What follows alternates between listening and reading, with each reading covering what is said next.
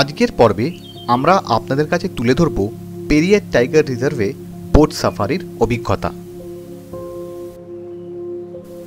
কোথা থেকে boat সাফারির ticket কাটবেন, কোন সময় সাফারি করলে সবচেয়ে ভালো সাইটিং হবে, সব তথ্য শেয়ার করব এই ভিডিওর সাথে। সঙ্গে থাকুন।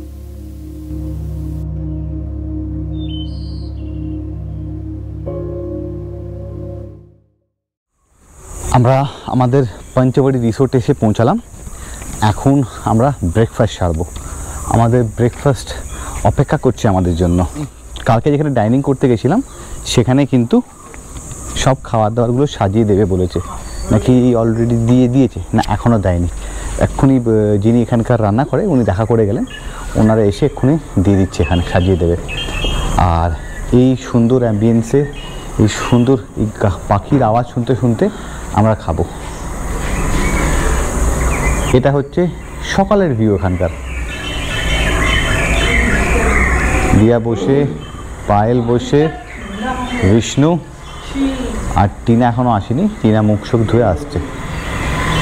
দারুণ, আজকে সকালটা কিন্তু ফাটাফাটি কাটলো। নেচার ওয়াক কিন্তু যেরকম ভিডিওতে আগেও বললাম 200% রেকমেন্ডেড। জিপ সাফারি তো অনেকেই করেছেন, কিন্তু এরকম ঘন জঙ্গলের মধ্যে দিয়ে হেঁটে যাওয়ার একটা এক্সপিরিয়েন্স আলাদাই। রিসোর্টে স্টাফেদের ইনফর্ম করে দেওয়ার 10 মিনিটের মধ্যেই ব্রেকফাস্ট সার্ভ করে দিয়ে গেল। আমাদের ব্রেকফাস্ট একটু আগে সার্ভ করে দিয়ে গেল। সবাই খাওয়াও শুরু করে দিয়েছে।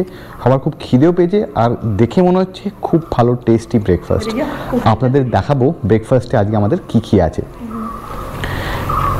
এটা হচ্ছে ব্ল্যাক চানা কারি, চানা মশলাও বলতে পারেন আমাদের বাঙালি ভাষায়। আর এটা হচ্ছে পুট্টা। এটা কি দিয়ে বানানো হয়? চালের গুঁড়ি দিয়ে। ওকে। আর এটা হচ্ছে সাম্বার, দুটো বাটি দেওয়া, ওখানেও ওই ব্ল্যাক চানার কারি। আর ওইটার মধ্যে আছে হচ্ছে আমাদের, এইটার মধ্যে আছে হচ্ছে ইডলি। এই দেখা, এটার মধ্যে ইডলি আছে। আর কফি আর চা বলা হয়েছে, একটু পরে এসে দিয়ে যাচ্ছে। চটপট করে খেয়ে নেব, খেয়ে নিয়ে বলবো কীরকম ব্রেকফাস্ট ছিল। আমাদের ব্রেকফাস্ট কমপ্লিট। সবাই এই হাত ধুয়ে রুমের দিকে এগোলো। থালাটা দিকে দেখাই আপনাদের যে সবাই কীরকম করে খেয়েছে।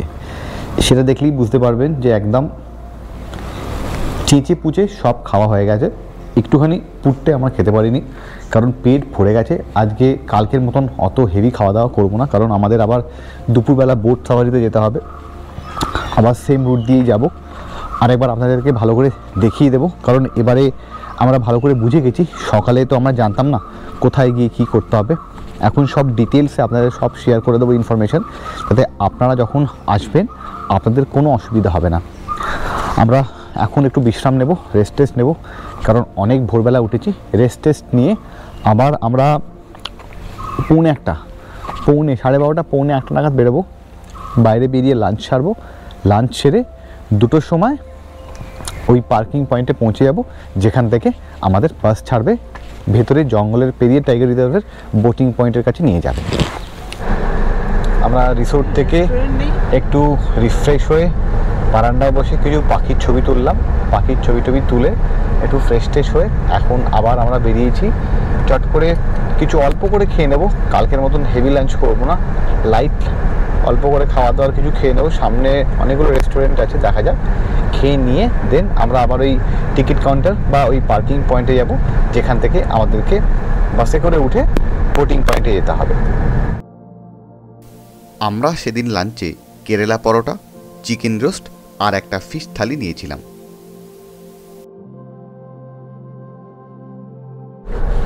আমরা এখন এসে পৌঁছে গেছি আমাদের পার্কিং পয়েন্টে আর টিকিট কাউন্টারের ওখান থেকে, যেখান থেকে আমরা এখন গাড়ি পার্কিং করে বাসে করে উঠে যাব হচ্ছে আমাদের বোটিং পয়েন্টে। আমরা এখন বাসের সামনে চলে এসেছি। আমরা ওই দিক দিয়ে হেঁটে আসলাম, আর এখানে সব এখন গ্যাদারিং হয়েছে, প্রচুর লোকজন এসে গেছে। এখন আমরা আস্তে আস্তে একে বাসে উঠে পড়ব। বাসে করে যেতে যেতে আপনাদেরকে একটু পেরিয়ার টাইগার রিজার্ভের ব্যাপারে বলে রাখি। পেরিয়ার টাইগার রিজার্ভ সব মিলিয়ে 777 স্কোয়ার কিলোমিটার জুড়ে বিস্তৃত। এর মধ্যে 350 স্কোয়ার কিলোমিটার হচ্ছে কোর এরিয়া, যেটা ম্যাপের ওপর হালকা সবুজ কালার দিয়ে বোঝানো, আর বাকি 427 স্কোয়ার কিলোমিটার হচ্ছে বাফার জোন, যেটা ডিপ সবুজ কালার দিয়ে বোঝানো।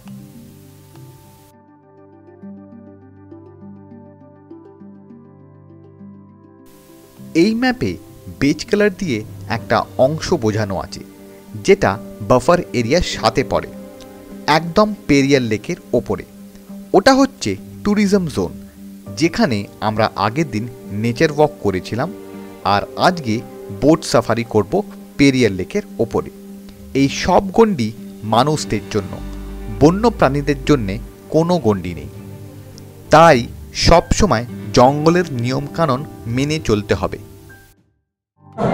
আমরা বোটিং পয়েন্টে এসে গেছি।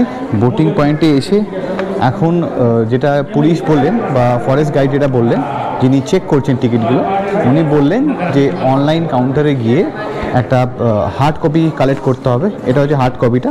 আমরা আমাদের অনলাইন কপিটা দেখিয়ে, এই অনলাইন টিকিটটা দেখে হার্ড কপিটা কালেক্ট করলাম। এইটা এখন এটা দেখিয়ে আমাদেরকে ভেতরে যেতে হবে। অনলাইন টিকিটের এক কপি ছবি দিয়ে দিলাম স্ক্রিনের ওপরে। আমি সামনে জিজ্ঞেস করলাম, বলল যে 3:15-তে গেট খুলবে। এখানে লাইন পড়েছে দেখুন। এই গেটটা এখানে ওপেন হলে এই দিক দিয়ে আমরা সবাই হেঁটে হেঁটে যাব এই পথ ধরে ওই সামনে বোটিং পয়েন্টে। এখন একটা বোট আসছে ওই দূরে, এই বোটটা কিন্তু এখন আসছে। ওদের বোট সাফারি শেষ হবে, তারপরে লোক ডিবোর্ড হবে বোট থেকে, দেন আমরা আস্তে আস্তে এরকম করে যাব 3:15 সময়। গেট ওপেন হয়েছে। সে ছোটোবেলায় স্কুল ছুটি হলে বেল বাজলে যে গেট ওপেন হতো না, দৌড় মারতাম, ঠিক ওরকম মনে হচ্ছিল। গেটটা ওপেন হলো।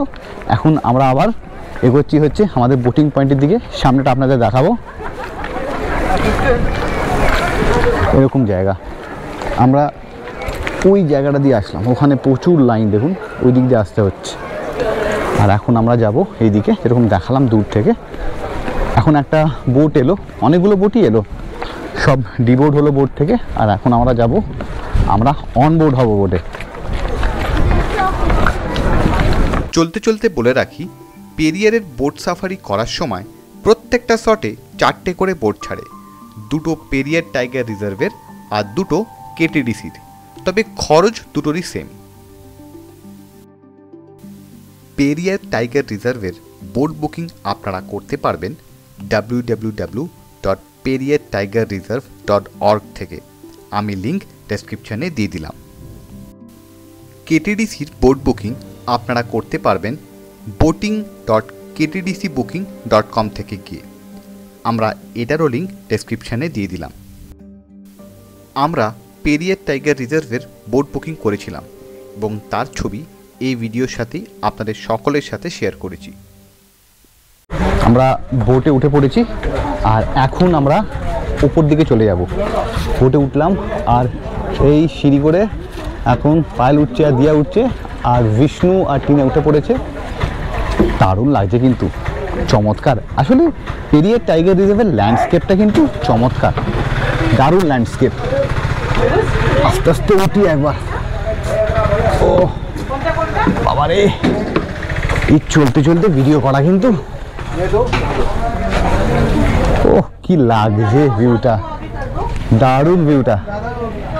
আমরা বোটের ডেকে উঠে পড়েছি, দারুণ দারুণ লাগছে ওপর থেকে। আর এই টিকিটে কিন্তু, যে টিকিটটা আমরা প্রিন্টেড কপি নিলাম, ওখানে কিন্তু সিট নাম্বার দেওয়া আছে। আমাদের ওপরে ডেকেই ছিল আর আমরা যথাসাধ্য জায়গায় বসে পড়েছি। আর এবারে হচ্ছে আমরা অপেক্ষা করব বোট সাফারি স্টার্ট হওয়ার। ঠিক 3:30 সময় বোট সাফারি স্টার্ট হবে। বোট সাফারি শুরু হওয়ার আগে ক্যামেরা নিয়ে একটু ওয়ার্ম আপ করছিলাম, তখন আমার চোখে পড়ল এই মামের মধ্যে যুগলবন্দি, যারা এখন একে অপরকে নিয়ে খুবই ব্যস্ত।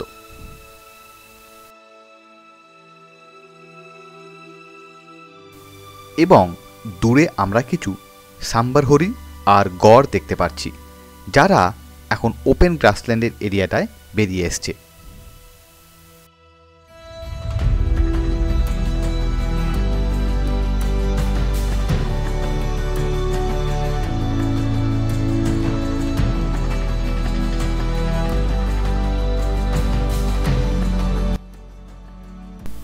সাফারি শুরু হতে না হতেই আমরা দুদিকেই কিছু না কিছু বন্যপ্রাণী স্পট করতে পারছি। এই সাফারিতে আসার উদ্দেশ্য পেরিয়ারকে মন ভরে এনজয় করব আর হাতি দেখব।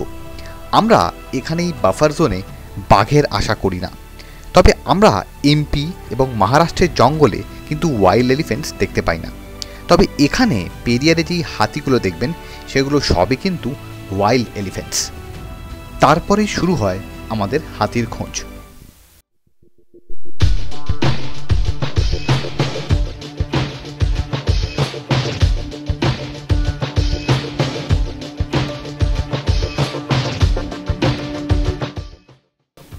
এই পেরিয়ারে বোট সাফারি করার আমার মতে দুটো শ্রেষ্ঠ সময় হচ্ছে সকাল 7:30 থেকে সকাল 9টা, যেটাকে আপনারা মর্নিং সাফারিও বলতে পারেন, আর দিনের শেষে দুপুর 3:30 থেকে বিকেল 5টা, যেটাকে আফটারনুন সাফারিও বলা যায়।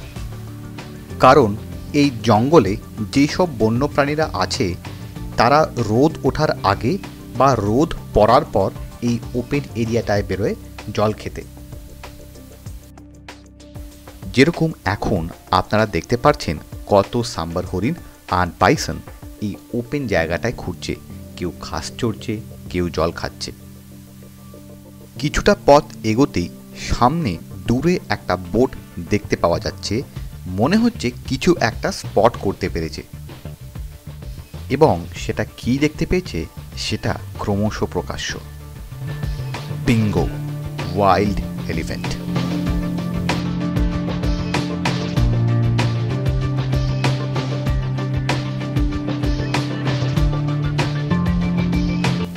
সামনে যেই হাতিটা দেখতে পাচ্ছেন এটা হচ্ছে এশিয়ান এলিফ্যান্ট, এবং এগুলো কিন্তু ওয়াইল্ড এলিফ্যান্ট, পোষা হাতি নয়। পেরিয়ারের এরকমই ল্যান্ডস্কেপ যে একটা ফ্রেমে আপনারা বহু প্রকারের বন্যপ্রাণী একবারে দেখতে পাবেন। একদম প্রথমেই দেখতে পাচ্ছেন সাম্বার হরিণ, তারপরে বুনো শুয়োর, আর একদম শেষে আমাদের সকলের প্রিয় হাতি, ওটাও টাস্কার। ভালো মতন হাতির সাইটিং হওয়ার পর এবারে আমরা আশপাশটা একটু এক্সপ্লোর করে দেন ব্যাক করব, কারণ সাফারি শেষ হতে আর 40 মিনিট মতন বাকি আছে।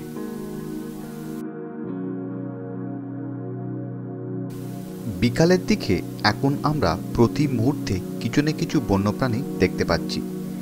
এই গাছের ডালগুলিতে কত রকমের যে আমরা পাখি দেখতে পেলাম, তাদের মধ্যে সবচেয়ে বেশি পরিমাণে দেখলাম করমোরান্ট আর স্নেক বার্ড,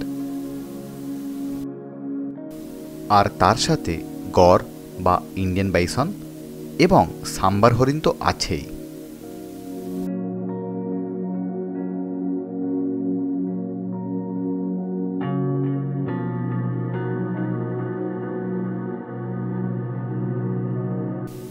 এই পেরিয়ারের সৌন্দর্য মন ভরে এনজয় করতে করতে আমাদের আফটারনুন সাফারি সমাপ্ত হয় ঠিক বিকেল 5টা নাগাদ। এরকম একটা সুন্দর অভয়ারণ্যে একবার সাফারি করলে মন ভরে না, তাই পরের দিন বাড়ি ফেরার আগে আরেকবার পেরিয়ারকে মন ভরে দেখব বলে চলে আসলাম বোট সাফারিতে। আমরা এসে পৌঁছে গেছি বোটিং পয়েন্টে। কালকে আমরা ওই জঙ্গল ক্যাফের পাশটা দিয়ে গেছিলাম হচ্ছে নেচার ওয়াকে, এখন আমরা এসে গেলাম হচ্ছে বোটিং পয়েন্টের দিকে যাব। আমাদের টিকিট কাটা আছে অনলাইন, শুধু ভেতরে গিয়ে আমাদের ভেরিফাইড হার্ড কপিটা নিতে হবে। তারপরে কিছুক্ষণ ওয়েটিং পিরিয়ড, 7:30টার সময় আমাদের বোট সাফারি স্টার্ট হবে। তার আগেই হয়তো 7টা নাগাদ বোধহয় মেন গেটটা খুলে দেবে, জাস্ট আধা ঘন্টা আগে, আগের দিনের মতন। ঘড়ির কাঁটায় 7টা বাজতেই গেট ওপেন করে দিল। আমরা এবারে বোটে উঠবো। আচ্ছা, এখানে দু ধরনের বোট ছাড়ে, টোটাল 4টে বোট ছাড়ে। ওই যে দুটো বোট, ওই দুটো বোট হচ্ছে কেটিডিসির, আর এটা হচ্ছে পেরিয়ার টাইগার রিজার্ভের। আমাদের কালকের বুকিংও পেরিয়ার টাইগার রিজার্ভেই ছিল, পেরিয়ার টাইগার রিজার্ভের বোটে ছিল, আর আমাদের বোট হচ্ছে এইটা। আমরা এখন বোটে উঠবো, টিকিটটা দেখিয়ে আমাদের সিট কোথায় অ্যালোকেট হয়েছে সেটা এনারা বলে দেবেন। বোটে উঠে পড়েছি, আমাদের কালকের মতনও হচ্ছে আপার ডেকে। একটা সুবিধে, অনলাইন টিকিট কাটলে যদি যত তাড়াতাড়ি আপনি টিকিট কাটবেন আপনার কিন্তু ওপরের ডেক থেকে কিন্তু সিট অ্যালোকেট হবে। তো যাই হোক, এখন আমি যাচ্ছি আমার সিটে বসতে। মোটামুটি সবাই এসে গেছে, আমাদের 1 2 3 4 5 5টা সিট বুক করা আছে। সাফারি শুরু হওয়ার আগেই আমরা বোটের কর্তৃপক্ষদের একবার বলে রেখেছিলাম যে কালকে আমরা ঠিক কোন জায়গায় হাতির সাইটিং করতে পেরেছিলাম। সেখানটা একবার সকাল সকাল চেক করলে ভালো হয়।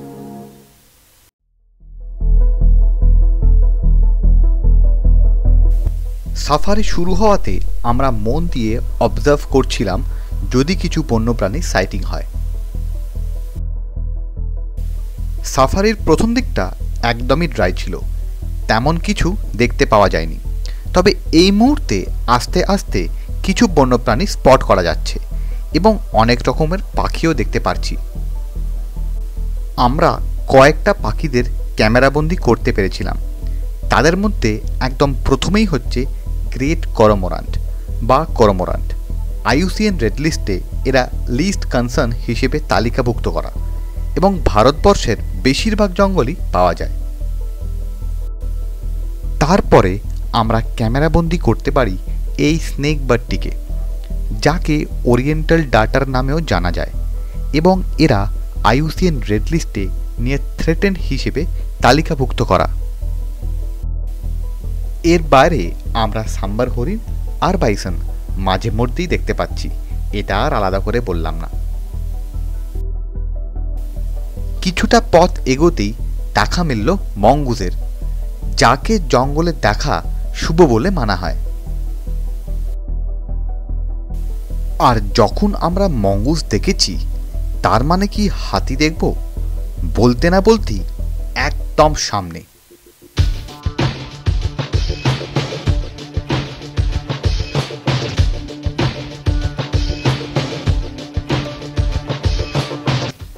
এবারে একটা নয়, তিনটে wild elephant. What an ending!